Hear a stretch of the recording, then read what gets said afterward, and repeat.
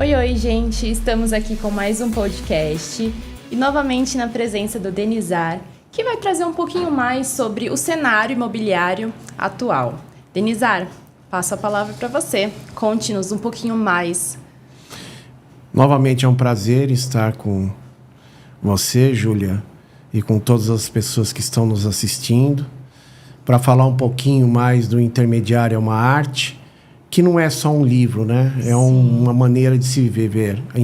Intermediar tem vários aspectos, né? Em quase tudo que a gente faz na vida, a gente tem que intermediar alguma coisa, né? Exato. Intermediar tem a ver com relacionamentos. E relacionamentos podem ser profissionais, podem ser pessoais, enfim. Uma série de questões que pode de ser tratada e estamos aqui hoje para isso, né? Sim, sim. E você tem em mente novos projetos? Conta um pouco sobre isso. A gente tem vivido desde 2021 participação de alguns projetos, né? Sim. Alguns já entregues aqui na cidade, outros em fase final de aprovação. A gente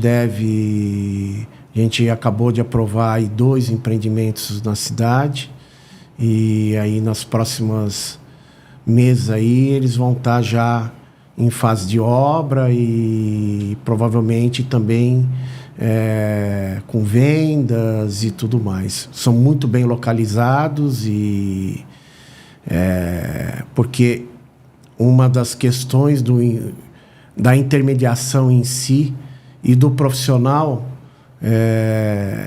que intermedia, ele tem que entender o tipo de produto, qual é o nível de liquidez desse produto, para poder melhor oferecer para o seu cliente.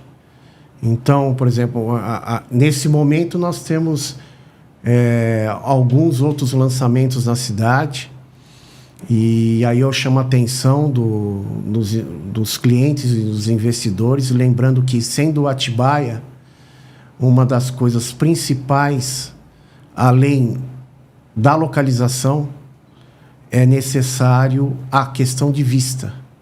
Porque Sim. Tudo que tem vista para Pedra Grande aqui em Atibaia, ele acaba agrega valor. Sim.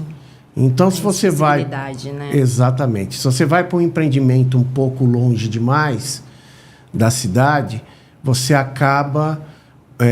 e você é uma família, por exemplo, que vai morar na cidade, você vai precisar do quê? Seus filhos estudando nas escolas. Todas as Sim. escolas estão dentro da cidade. A parte esportiva também está dentro da cidade. Então, um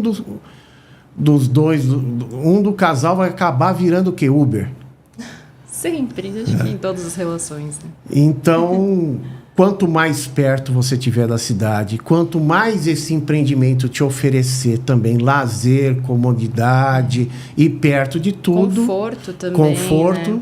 Além da vista, é o mais importante. Então, na hora de escolher também onde você vai morar...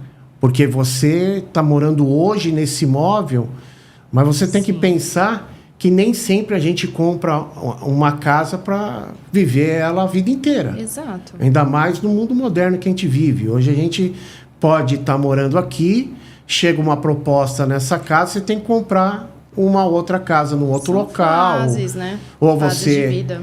Ou você é transferido você trabalha numa multinacional, numa empresa, você é transferido da empresa para um outro local, ou você é um funcionário federal, você acaba sendo transferido para um outro setor, numa outra cidade. Então, você tem que, sempre que você vai escolher o imóvel que você vai morar, você tem que levar todas essas características da cidade onde você está, tá? Para que você tenha maior liquidez. E aí tem a ver a localização, no caso de Atibaia, a vista.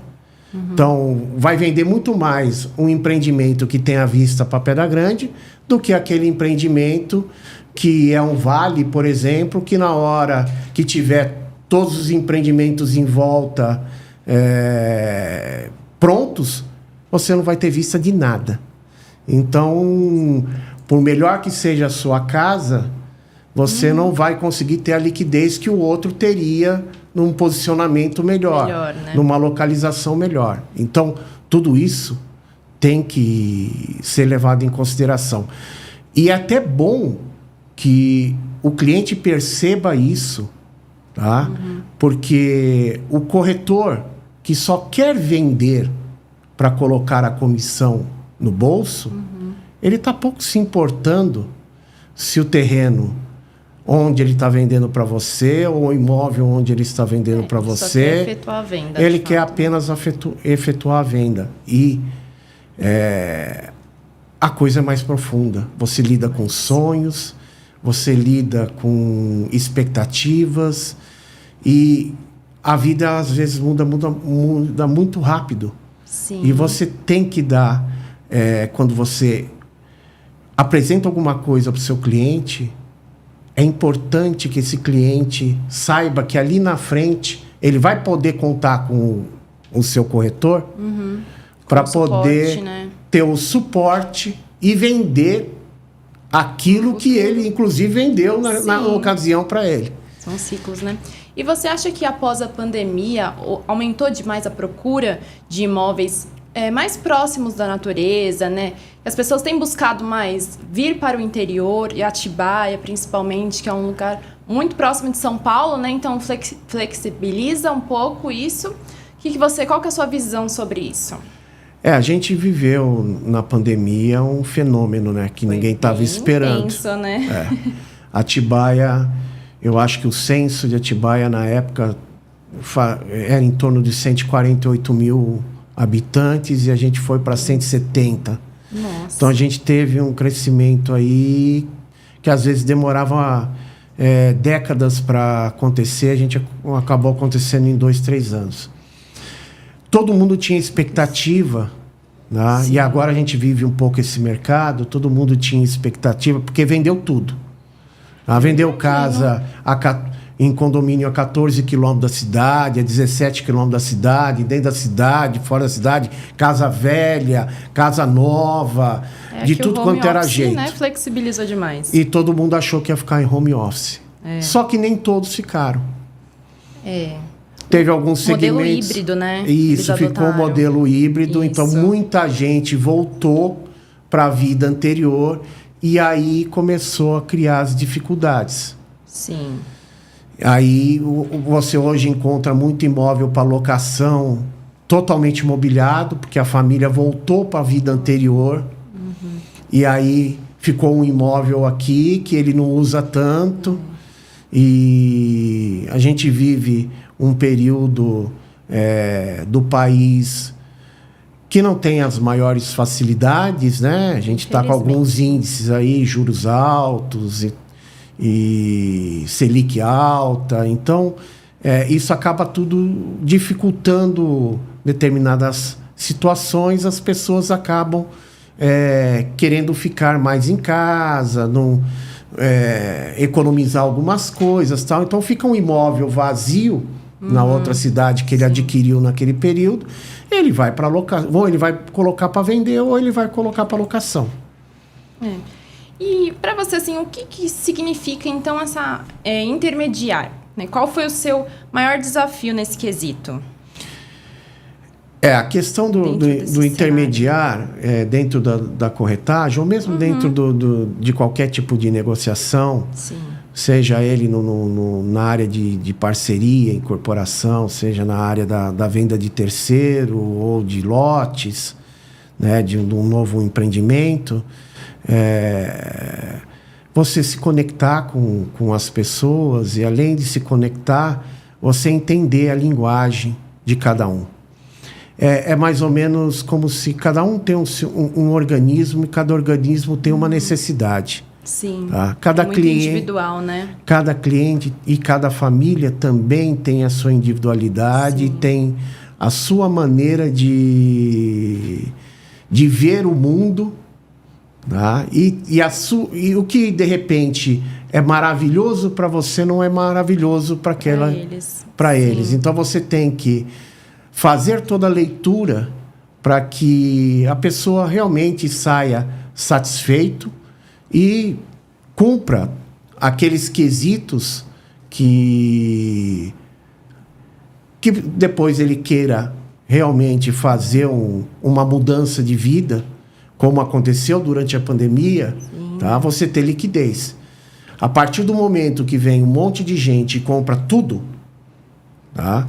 Fica um monte de mercadoria e, na época, era muita oferta, a procura estava muito alta, então, o que aconteceu? Os preços foram elevando.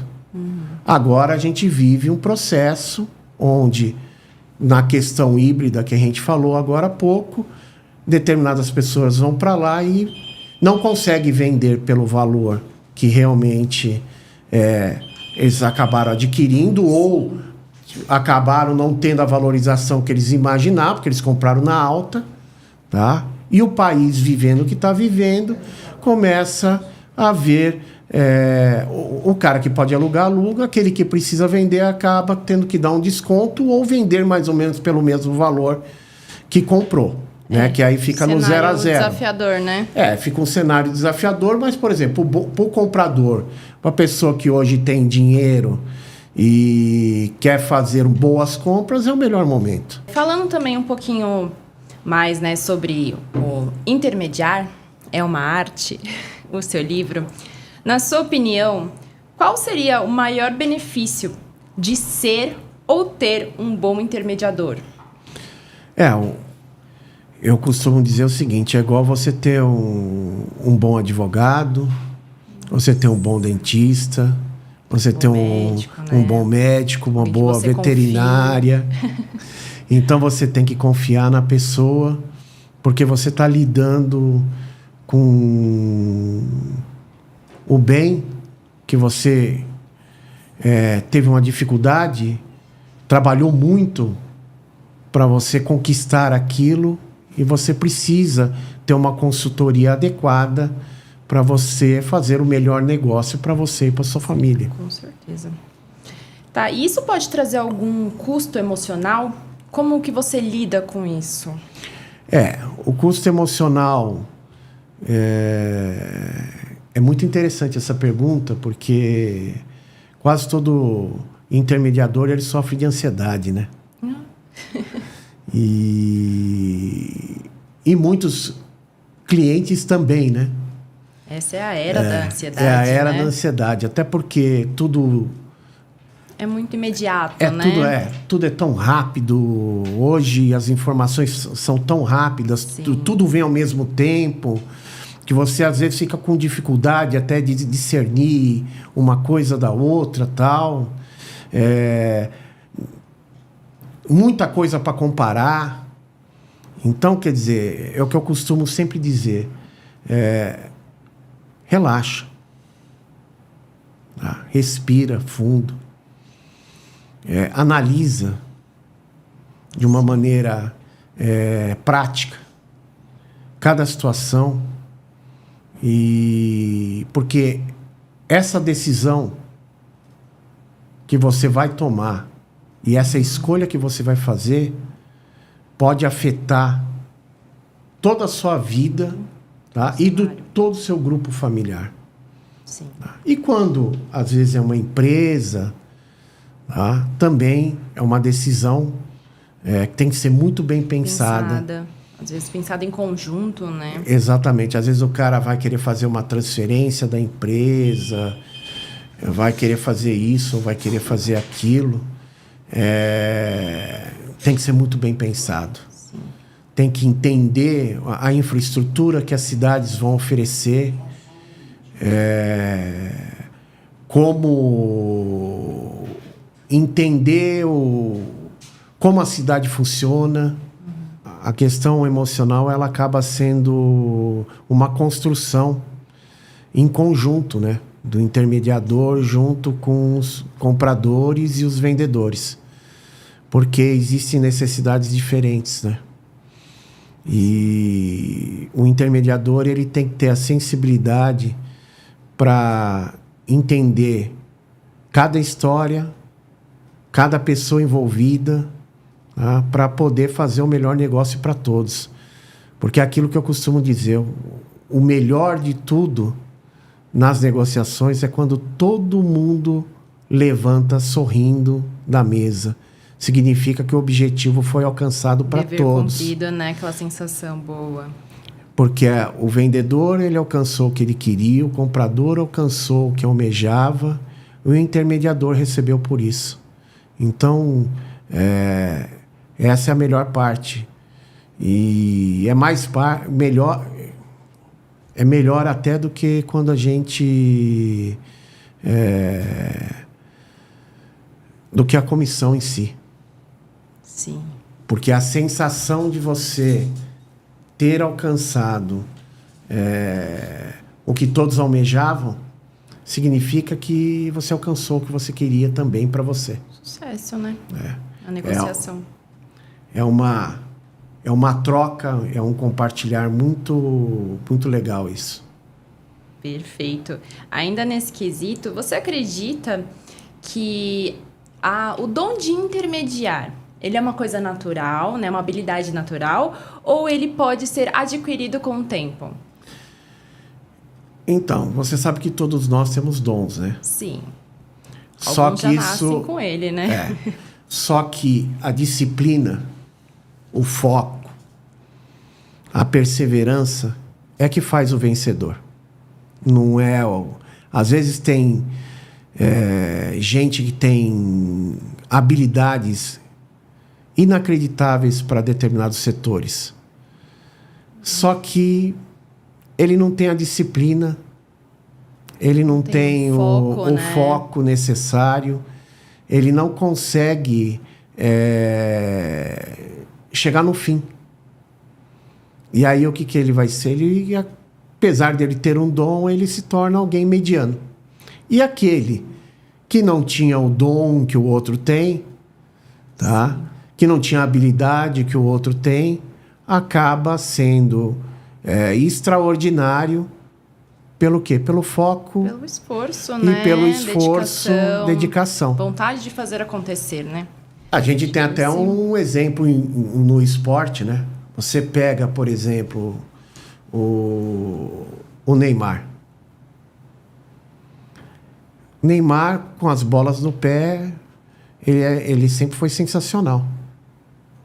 E ele não ganhou a bola de ouro. E você pega o Kaká. O Kaká ganhou a bola de ouro. O Kaká ganhou uma Copa do Mundo. Só que o Kaká é um sujeito que o foco dele era só jogar bola. Ele encarou a carreira dele do começo ao fim, com disciplina e com um único foco. Talvez ele até não tenha ganhado tanto dinheiro quanto o outro, mas ele ganhou todos os prêmios que poderiam ganhar. Ele direcionou, né, toda a energia dele para aquilo, para fazer acontecer. Isso não significa que no final da carreira o Neymar não possa também alcançar isso, né? Mas nesse momento, hoje, era igual a comparação do Messi alguns anos atrás com o Maradona. O Messi é sensacional e o Maradona também era extraordinário. Só que o Maradona tinha ganhado a Copa do Mundo e o Messi não. Faltava isso para o Messi. E o Messi acabou na última Copa do Mundo ganhando a Copa do Mundo e se tornando... não sei se do mesmo nível, porque aí vai depender de opinião de um para o outro. É muito pessoal, né? É algo pessoal, mas ele conseguiu entrar naquela linha daqueles jogadores que conseguiram conquistar tanto a bola de ouro quanto a Copa do Mundo. E você acredita que intermediar relações também é uma forma de liderança? Sim, você tem que ser, primeiro, líder de si mesmo, né? Sim. Que é um grande desafio. Você precisa se desafiar muito, tá? Você tem que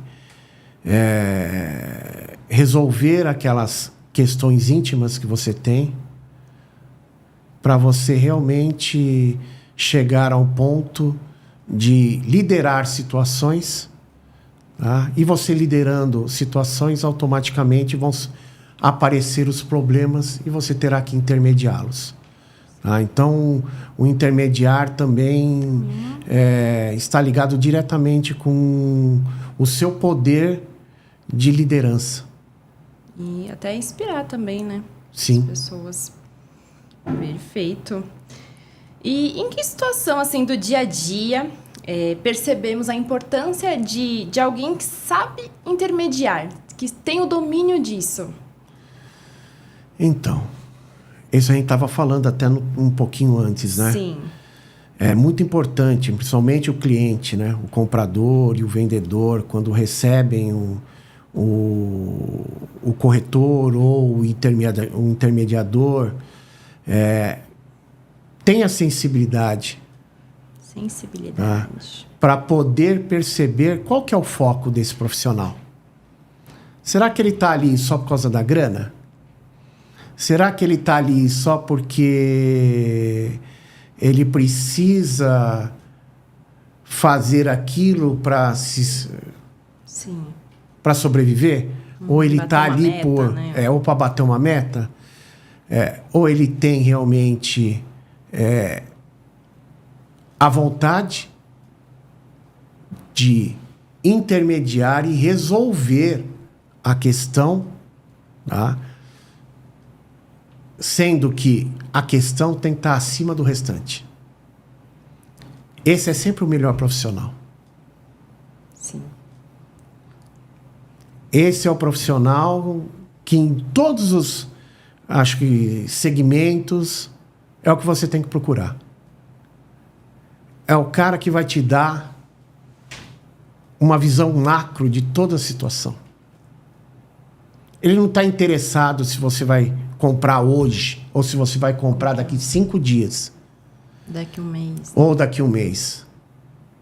Tá? Até porque esse cara, ele não está atendendo um só. Sim.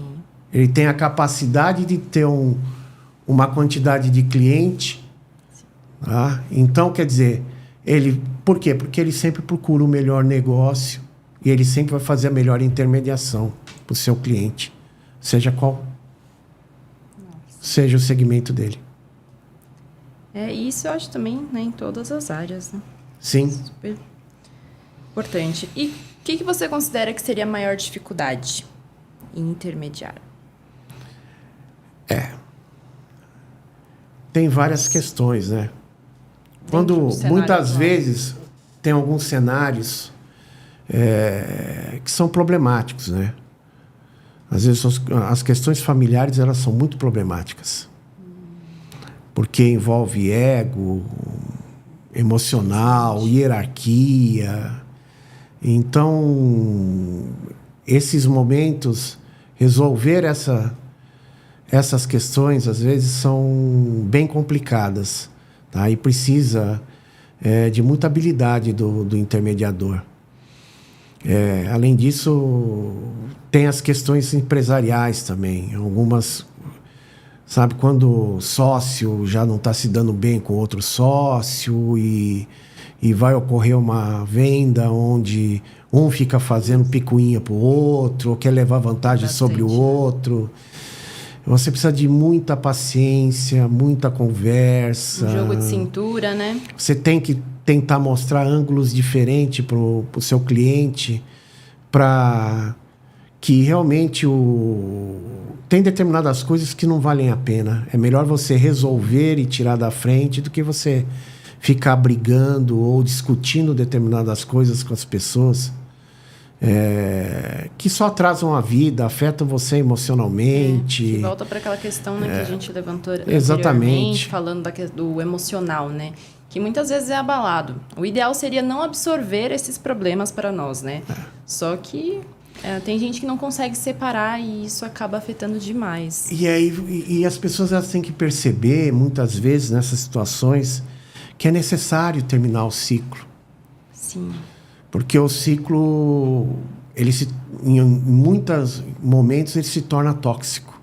Então você acaba se envenenando e a conta vai vir em algum momento dessa contenda, entendeu? E vai vir no momento que você está mais frágil, que é o quê? No momento você está mais idoso. Sim. Aí pode vir através de uma doença que teve fundo emocional. A conversa é essencial, né? Então, quer dizer, tentar resolver os ciclos é a melhor coisa que existe. Você tentar buscar soluções. Tá? Eu sei que hoje,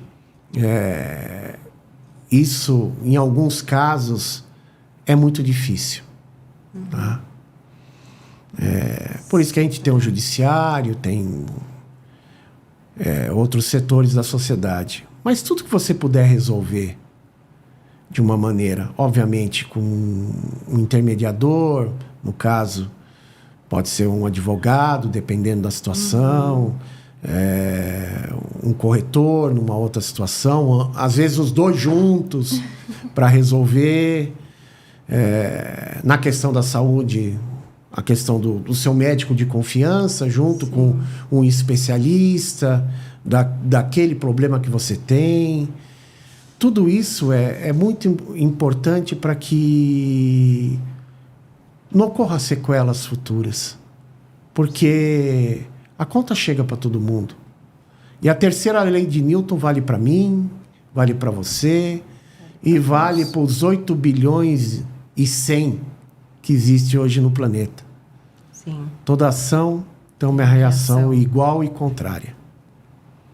Então, a lei da ação e reação, ela é universal. O nosso planeta, às vezes a gente faz uma escolha errada aqui, que gera uma ação que gera uma reação ali na esquina. Isso vai refletir, né? E vai refletindo e... Efeito cascata. E é um efeito cascata, uma coisa puxa a outra. Então a gente precisa muito ponderar sobre tudo isso e as escolhas, sabe, tem que ser de uma maneira que não afete tanto o emocional. Então essa seria a maior dificuldade que você considera? Eu acho que quando as pessoas elas não conseguem... A gente está num país onde as pessoas são muito emocional, né?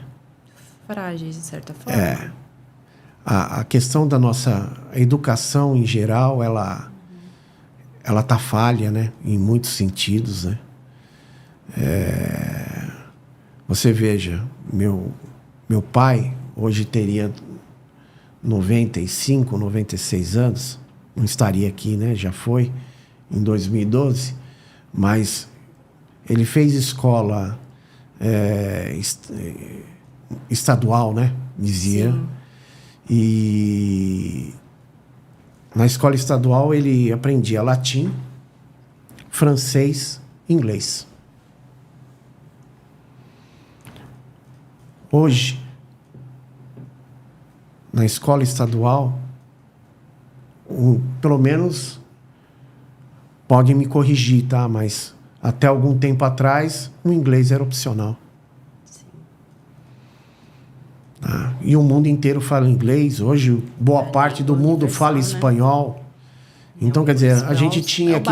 Hoje, a gente tinha que saber pelo menos, sabe, 3 línguas a gente tinha que ser obrigado a fazer. Você vai em outros países, todo mundo fala. Esses dias eu estava num restaurante de um amigo árabe. Ele falou, olha, lá a gente aprende o árabe. A gente aprende o francês e o inglês. Então, é uma maneira... Eles se comunicam em várias línguas e E aqui no nosso país a gente tem deixado muito o lado da educação Penso muito e da nisso formação. também. Que faltam matérias essenciais, né? Que eu acredito hoje, talvez saber fazer um imposto de renda, né? São coisas que deveriam ser ensinadas na escola também. Eu acho importantíssimo. Já foi dito várias vezes, né? A gente não... As pessoas, elas vão para as profissões, escolhem as profissões, mas não tem a educação financeira dentro da escola. Não tem. Então, quer dizer, a pessoa não sabe dar o valor do dinheiro, e aí, muitas vezes, por não saber dar o valor a esse dinheiro, ele acaba entrando em roubadas, ou ele perde o dinheiro, porque... E dinheiro não leva desaforo, né? Você perdeu, é duro você ganhar ele. Então, você precisa ter essa dinâmica que, infelizmente, as nossas escolas não oferecem. A gente é obrigado a buscar em cursos, em várias... em apostilas, hoje é tudo digital, né? Hoje a internet veio para facilitar bastante coisa, né? Então, é muito importante. A questão da educação é importante. Infelizmente, nosso país está deixando muito a desejar nesse sentido. E afeta os profissionais, né? Principalmente para nossas crianças. E a coisa está muito precária. A gente precisava rever tudo isso, né? Uhum. E para quem está começando agora, assim, qual seria o seu conselho? Foco. Resiliência, né? Estudar. Estuda o produto. Estuda o mercado. Estuda o lado financeiro do país. Busca soluções dentro do mercado para o seu cliente. Eu acho que é estar sempre se atualizando, né? Não parar no tempo, eu acho que... Uma visão macro de tudo. Sim. Você precisa ter uma visão macro de todas as situações, de todos os momentos do nosso país, porque o nosso país ele oscila demais. Sim. Então, as pessoas ficam chocadas demais com o aumento das coisas, só que acho que muita gente não vai lembrar, obviamente sua geração não lembra. Eu lembro do Delfim Neto. E eu lembro ele vinha na televisão falar determinadas coisas da economia e das dificuldades que a gente ia passar nos próximos meses, e do dinheiro que a gente estava pegando no FMI e tal, e que a taxa de juros, e o que ia acontecer, o que não ia acontecer, e a recessão, tudo. E nós estamos em 2025. E a gente continua vivendo essas oscilações ainda. E a população continua deixando de viver, esperando que os governos realizem o que eles não realizam. Não vão realizar, né? Eles não fazem a gestão do dinheiro público como deveria ser feito. E se a gente for ficar esperando eles, a gente não vai sair do lugar. Não. Então, o que a gente tem que fazer? No local onde a gente está, no meio onde a gente está, intermediar as situações, criar novas situações, oportunidades, né? Ver as novas oportunidades, ver para onde o caminho do dinheiro está indo, para a gente poder acompanhar ele. Então, quer dizer, você precisa ter a visão do que está acontecendo. Perfeito. E não se abalar com essas coisas que acaba acontecendo. Vai governo, vem governo, e a gente vive sempre a mesma situação. Mais uma vez o emocional, né, vindo à tona. Exatamente. Bom, e você tem mais alguma consideração? Alguma mensagem que você queira passar para todos? Eu só queria agradecer mais uma vez a oportunidade, Júlia. Que agradeço a presença. Gostaria de agradecer a presença das pessoas que estão aqui nos bastidores. Nossa equipe por trás das câmeras. As pessoas que estão assistindo. Tá? E eu acho que a mensagem final do dia de hoje é: intermediar é muito importante, mas você ter fé em si mesmo e você saber até onde você pode ir e quando você tem que parar para mudar de rota. Recalcular, né? A rota. Ou recalcular a rota é extremamente importante para a sua vida em qualquer setor que seja no profissional, seja no pessoal. Perfeito, perfeito. Eu também quero agradecer a todos que estão assistindo, que dedicaram esse tempo para nos acompanhar, ouvir um pouquinho mais as palavras do Denizar. E agradecer a nossa produção incrível, sempre muitas risadas por trás dos bastidores. E encerro esse podcast agradecendo mais uma vez a todos. Obrigada.